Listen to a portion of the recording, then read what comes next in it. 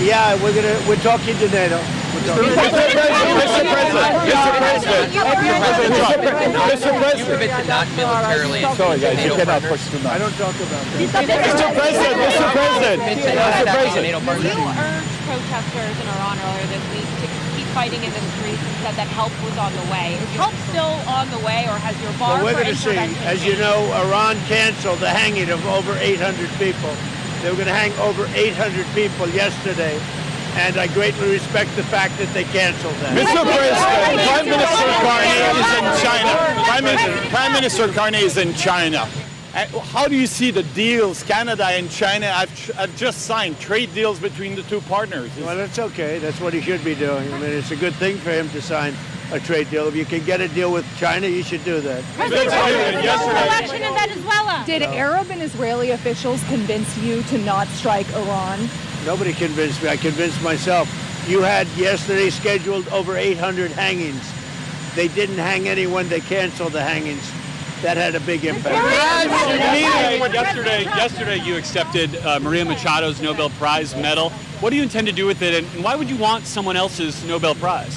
Well, she offered it to me. I thought it was very nice. She said, you know, you've ended 8 wars, and nobody deserves this prize more than in history than you do. And I thought it was a very nice gesture. And by the way, I think she's a very fine woman, and we'll be talking again. Say it? What's the trigger for the Insurrection Act in Minnesota? What are you waiting for? Well, the Insurrection Act, which has been used by 48% of the presidents as of this moment, the Insurrection Act also, if you look at it, I believe it was Bush, the elder Bush, he used it, I think, 28 times. It's been used a lot.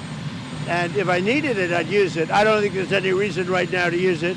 But if I needed it, I'd use it. It's very powerful. President Trump, you just called Machado a very nice person. You said the meeting went well. Why align with Delcy Rodriguez and the remnants of the Maduro regime and not with Machado, who has the support of the Venezuelan people? Well, if you ever remember a place called Iraq where everybody was fired, every single person, the police, the generals, everybody was fired, and they ended up being ISIS.